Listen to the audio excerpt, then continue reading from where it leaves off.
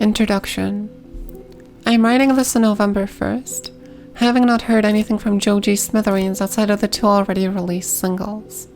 I've decided to write it this way, as I want to convey that I'm really excited for this album. I also think it'll be pretty interesting to see my thoughts before and after hearing the record. First, however, a bit of context.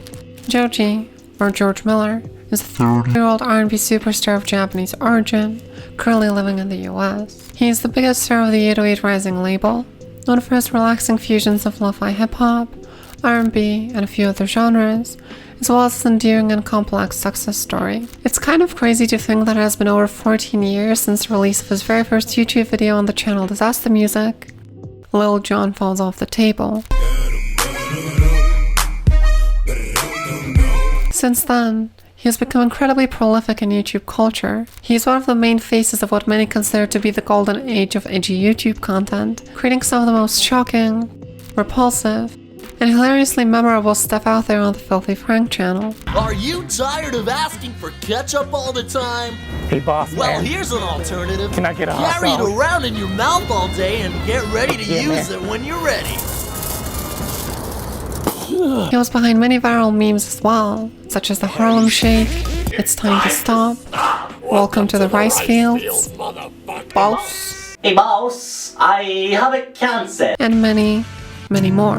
Joji has also been dabbling in music creation back then, though it was mostly for comedic purposes under the Pink Guy alias. Welcome to the Terror Dome, the upper echelon investing on these large balls. Still, it has shown clear technical abilities, with a lot of the music being self-produced, and with Joji rapping in a way which I sometimes wish was still present in some of his current day work. Go to pre-K, put your bag in your cubby. Motherfucking gimmick like your man Jeff Dunny. But who am I to talk, making preteens laugh for the money? Act dumb, slicker than honey. Whoops. He has created a channel called Pink Omega under the song Trap Dumplings, which seemed to be meant for more serious music, but doesn't seem to have gone anywhere with only 60,000 subscribers and only a single song uploaded outside of the dumplings, titled Veflagen.ii 5.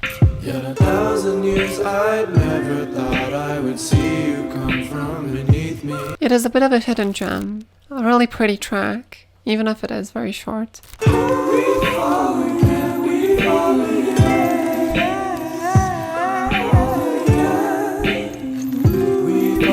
Joji also made an album titled Chloe Burbank, which has unfortunately never been officially released.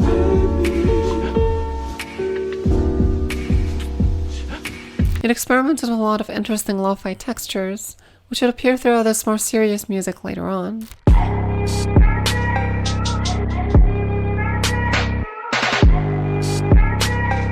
In 2017, Joji has officially moved away from the Filthy Frank channel, closing out the lore with a final episode of the show, as well as a book. You need to take this. This has everything. It's the manuscript of life. He released a statement on Twitter, talking about the reasons why he's moving on. Unfortunately, I no longer enjoy producing that content. Several serious health concerns, including but not limited to throat tissue damage and neurological conditions that I prefer to not get into. A month after that last video, he released his first music video on the 808 Rising label.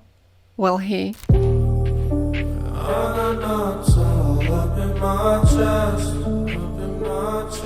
Soon after, he also released his debut EP, In Tongues, which was filled with lo-fi sounds and gentle vocal performances, reminiscent of Chloe Burbank.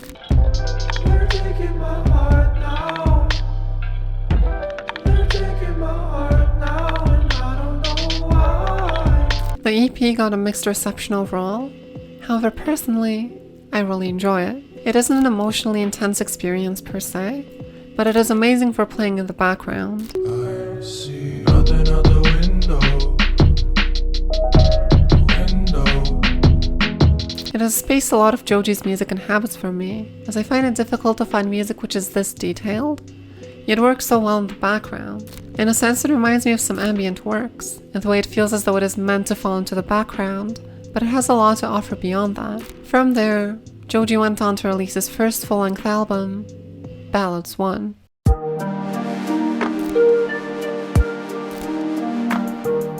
It still stuck to the lo-fi production aesthetic, being focused mostly on wailings about Joji's love life and lack of satisfaction. Going into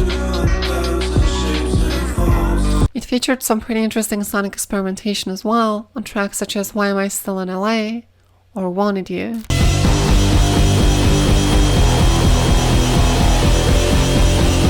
It also featured one of Joji's best and cleanest vocal performances at the time on Slow Dancing in the Dark.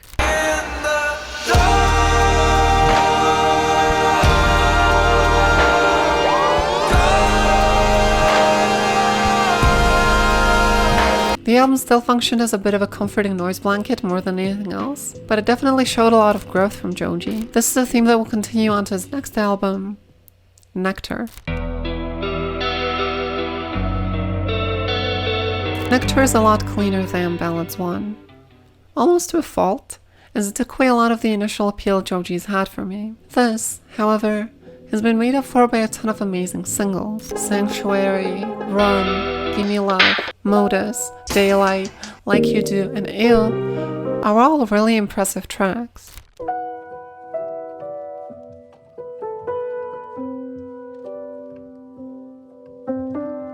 Lost in the blue, they don't love me like you do.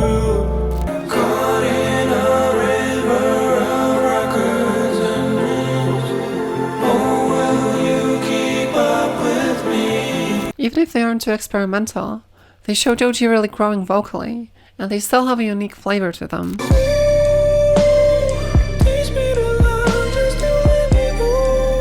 The main issue with the album isn't the lack of experimentation, it is more so that it's really large, and it feels a bit overdone. There are hardly any terrible tracks, but a lot of them feel sort of unnecessary, or unfinished. Tell me, does it hurt today? Yeah. Reanimator is a perfect example of an unfinished track. I still enjoy it for what it's worth. However, it feels like it had so much wasted potential.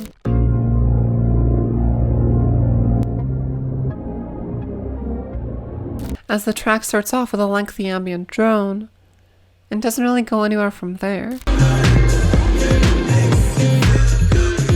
It feels as if it possibly could have been stretched down into a 7-minute cut for its potential to be fully explored. Tracks such as Nitrous and Normal People are examples of tracks which simply feel unnecessary. So tell me if I'm mad. There's something in your laugh that makes me feel the way you smell. They might work better if this album was more of a consistently moody experience, similar to In Tongues, but tracks such as Sanctuary set a standard which these tracks simply can't live up to. If you've been waiting for falling in love, baby, you don't have to wait on me. Nectar is Joji's best album, but it still doesn't feel like his peak to me, which brings us to Smithereens, Joji's new record.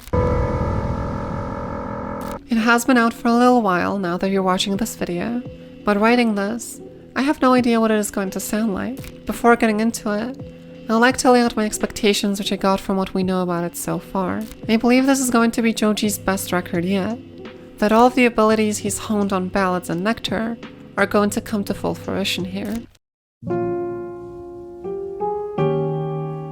It would certainly seem that way from Glimpse of Us, which has been a bit of a viral hit this year, accumulating hundreds of millions of plays, which I believe it fully deserves. It is a very cleanly produced ballad with great vocals and harmonies, gentle piano patterns, it is well written, it is emotional, it's everything you want from a Joji song. Perfect don't mean that it's working, so what can I do? It feels like a mix of the balladry of Ballads 1 and the cleaner, more developed sound of Nectar. 'Cause sometimes I look in her eyes and that's where I find a glimpse of us. However, Glimpse of Us wasn't what really got me excited for this record, as it has been released before the album was even announced. Joji has also had good singles before, which hasn't led to his albums being through and through amazing experiences. What truly got me excited was the Yukon interlude. And my eyes get low in that all-white truck, I can barely see shit. Because if an interlude sounds this good, I can only imagine what the album is going to be like. And my eyes get low in that all-white truck, I can barely see. It reminds me of one of my favorite tracks from Joji, Window. The music videos for both tracks were even made by the same director.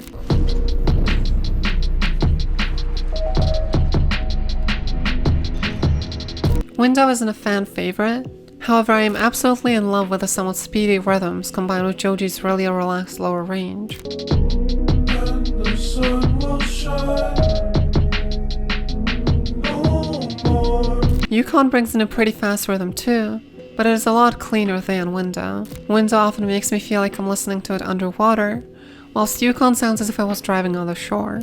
Speeding up on that all black demon. Going west, I don't got no reason. Joji's deep, dark delivery and imagery of speedy car drives, as well as musings on love and healing, paint a very vivid picture and an amazing vibe. Hit the gas like you wouldn't believe it. Thank God I was always healing. The track isn't a life-changing experience, but it has tons of replay value for me. My only issue with it is I wish Joji used a different snare sample, but outside of that, I have been listening to it a ton, and it is one of my favorite songs that came out in the recent months. The singles aren't my only reason to be excited for this album release either. This album is a lot shorter than Nectar, a lot shorter than Ballads 1, at only 24 minutes. It feels very unlikely this album will have much filler, if any. The tracklist is also divided into 2 discs, one of them with lowercase titles with Glimpse of Us, the other one with titles in all caps and Yukon on it. Some of the track titles look really interesting too, such as Feeling Like the End, Blah Blah Blah Demo, and 1 AM Freestyle. It seems to be a lot more condensed and experimental effort of the ideas we've already seen Joji do great things with before. I'm also expecting it to be a lot darker than Joji's previous albums, with titles such as Night Rider or Die For You. It is also the only album cover so far to not feature Joji's face, being a lot more abstract with a blue and turquoise gradient, which actually moves around on Apple Music. I have seen a snippet from the album floating around too, and whilst it isn't anything too out of the ordinary, it sounds exactly like the type of sound I would want from a Joji record.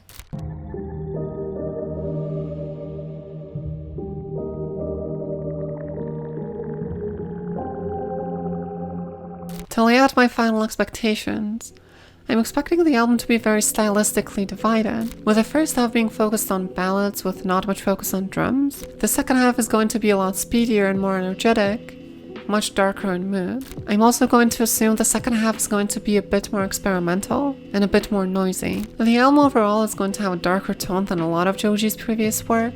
I'm going to go out and say this album is going to be a shift away from Joji's usual focus on love, too. I would also expect a slight comeback to the more lo-fi production. With both halves being only 5 and 4 tracks in total, I'm also expecting them to be very sonically consistent. Joji has been known to be quite sonically consistent on his records in the past. I can't see why that wouldn't be the case here. I know the album is called Smithereens, but I believe that'll be referring more to the topical focus than the sound of the record itself. Those are my expectations. Time to find out which of them are going to be coming true.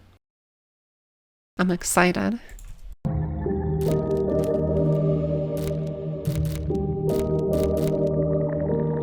To start the review portion of this video off, this album was not what I expected. In retrospect, it was a pretty daring guess, considering Joji's been making lovesick music his entire career. With Glimpse of Us being the lead single, it isn't too surprising the album's focus on love and breakups is even stronger than on previous records. I didn't specifically lay this out in my expectations, but I was also expecting the album to be very out there and exciting.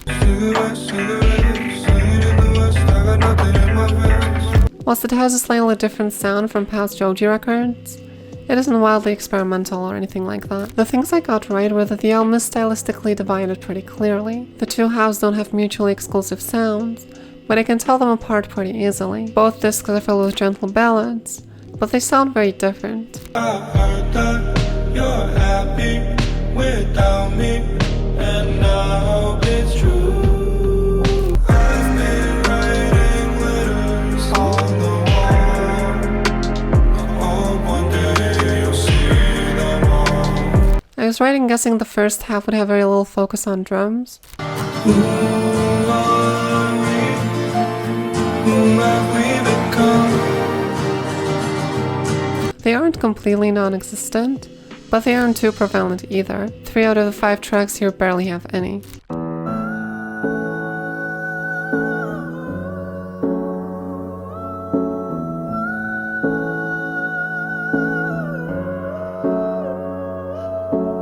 I wouldn't describe the second half as fast-paced, even if it is quite short, but it does have a lot more emphasis on drums and very heavy 808s.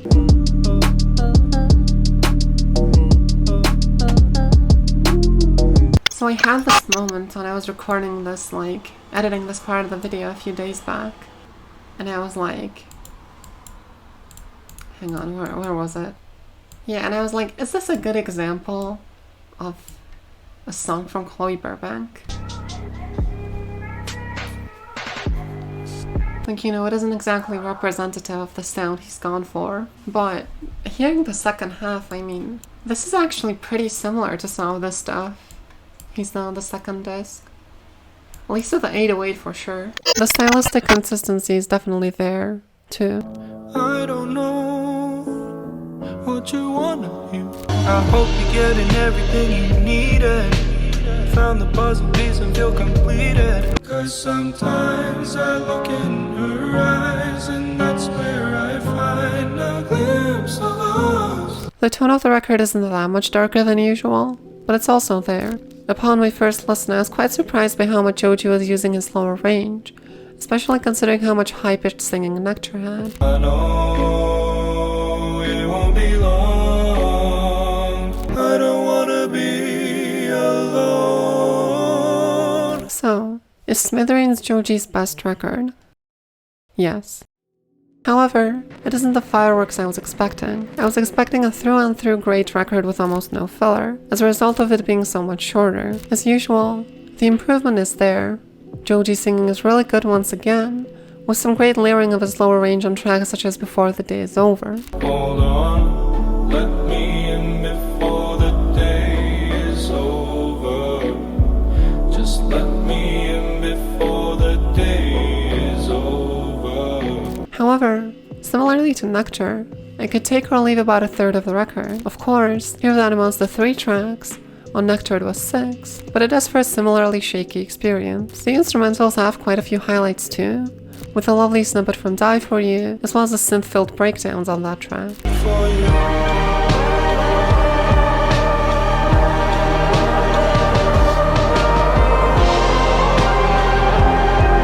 The abilities are there, and keep on improving, but it feels like there could be some more finishing touches on the final product.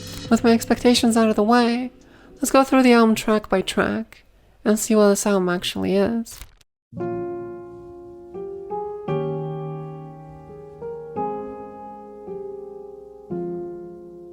Disc 1 starts off with Glimpse of Us, which I have talked about enough already.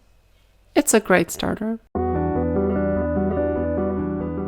It goes into Feeling Like the End, which is a decent song with an energetic beat and nice use of Joji's higher range on the hook, but it's simply too short. Too many things we did together. You used to promise me it would be forever. I'm also not too big of a fan of the sampling of acoustic guitars over this type of beat. In hip-hop in general, it has to be done a really specific way for me to enjoy it. I do like the use of a huge buzzing synthesizer in the background though. Feeling like the end, don't think it will get better, baby. In general, synthesizers being used in creative ways are something new that adds a bit of flavor to the record.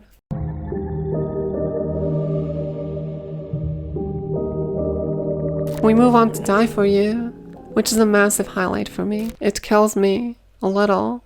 That's okay. 'Cause I die for you is a sweet breakup line, and the gentle instrumental going with it scratches exactly the right spots in my brain. Burning photos. How to learn to let go. I used to. The previously mentioned synthesizer breakdowns are also lovely, some staying very low key in spite of how many different sounds are clashing into each other there.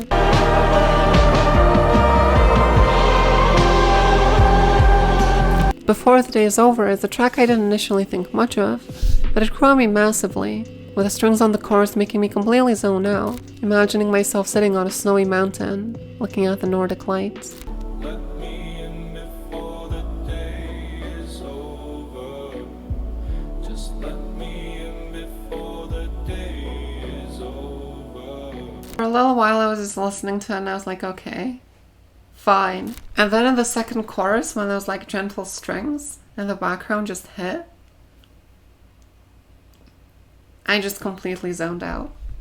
That was great. It's the best kind of zoning out to music, which lets you rest, but also gets your imagination going. It has some sweet vocal airs on the outro as well, with a surprisingly passionate delivery.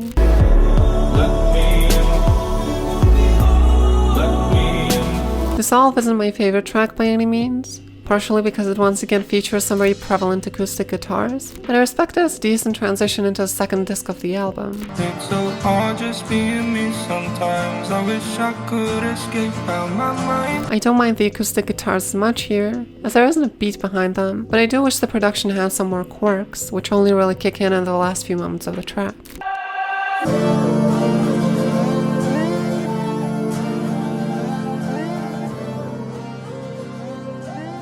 I'm not too big of a fan of the usage of autotune either. It makes me wish Joji would instead layer his vocals in a way similar to what he would often do on Ballads 1, if he wanted to go for a more distorted sound.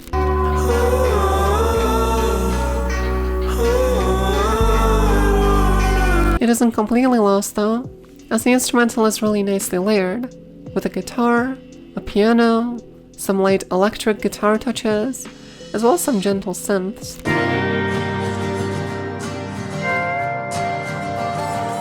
It's a track that gives you something to work with if you're willing to look deeper into it. I can see it growing on me, but it's a track I'm a little split on. The first disc isn't all highlights, but has 3 great tracks, one good one, and one fairly forgettable one. I consider that a pretty decent start.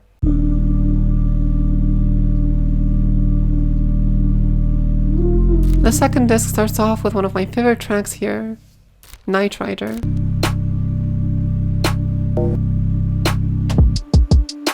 It has a somewhat strange bass line, which I enjoy as an experimental start to this disc. I really like the high-pitched hums layered against it too.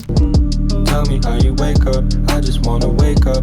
UFO again, doesn't matter what it takes up. It starts out very low-key, but quickly turns into an awesome flood of instrumentation towards the middle. Forever and ever, fully blazing.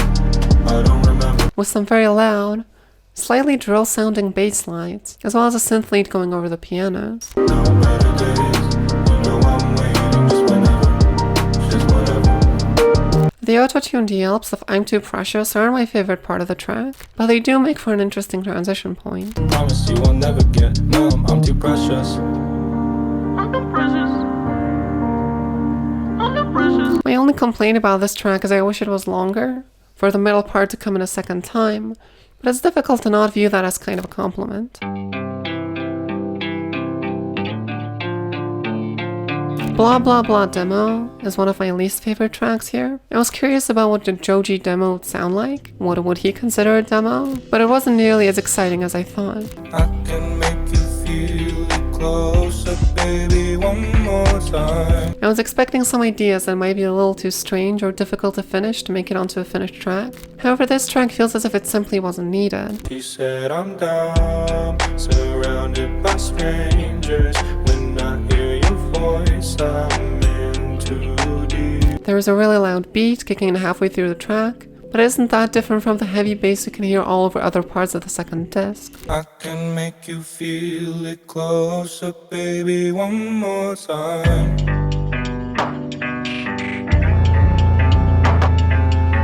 Still, that bass does save the track a little bit, as I have a soft spot for very loud and clean 808s. Silhouette, silhouette, seen in the west, I got nothing in my vest.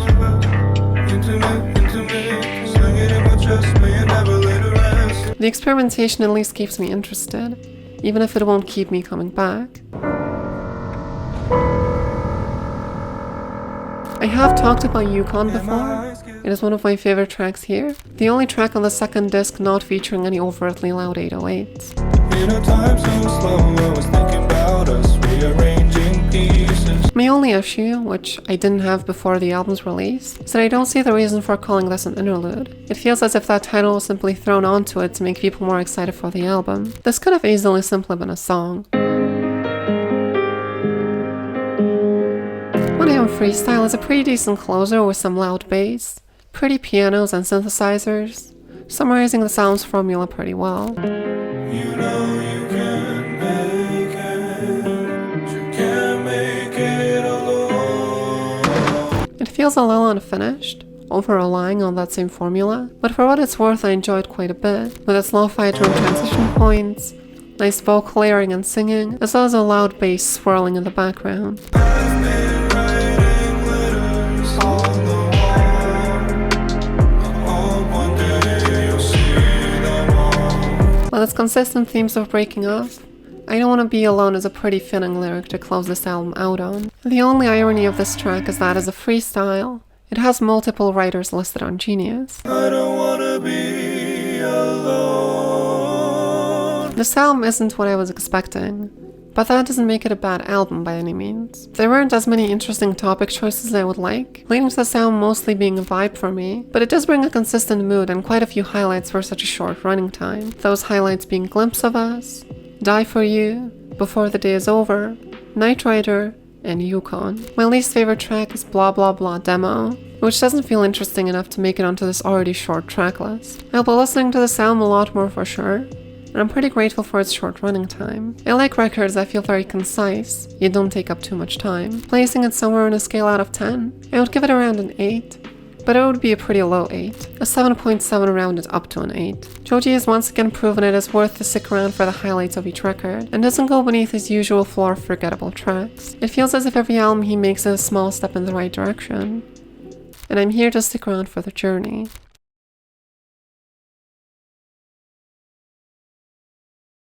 Tacky Nightmare. I thought that was straight up ass cheeks. Wow.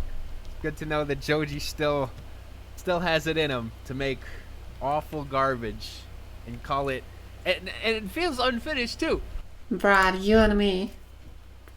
Boxing match. Let's go. Hello. You can probably hear my voice sounds a bit off. I've been pretty sick these past few days, but I'm getting better. And I wanted to do this outro section of the video again because I feel like I should update on quite a few things that have been going down. It's been like 3 or 4 months since I last uploaded, so I want to kind of say a bit about what's been going on. Partially the reason I've been gone for so long is because I was working on a much larger video, but I realized that was taking up so much time and space that I kind of needed to take a break with something a little shorter. And I don't know when that video is going to come out. I'm planning on it, but you know, it is what it is. Also, partially because of that, I wanted to ask what do you guys think about this sort of music review format. It's something I haven't really done before. It's a little bit new to me, but it's something I always wanted to try. And that larger video would also be a sort of music review, just much larger, covering an entire group and stuff. And I also wanted to send out a big thank you to everyone who's been subscribing in the recent months. We hit 200 subscribers. We had 210 subscribers without me doing anything for 4 months, which is sweet. The Syriac video has been doing really well, which has been great. I mean, I know his name is like generally pretty popular in the search engine, but you never know, you know? And I also think that's just a pretty good video. I think it's good. I think it's entertaining. I kind of want to update on where this channel's going now, because it might take me a while before another sort of full-length video comes out.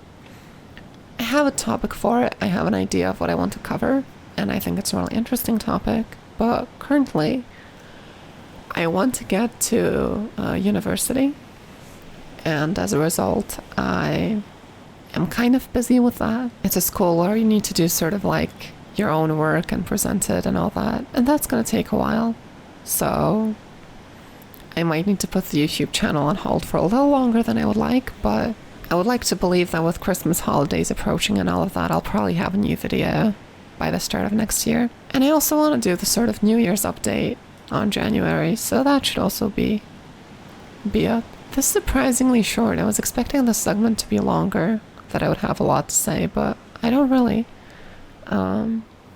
Feel free to like this video if you enjoyed it, subscribe for more, and yeah, follow my Twitter, my Instagram, AnnieTemple11. Hope you have a nice rest of your day. Hope you're doing well, and goodbye.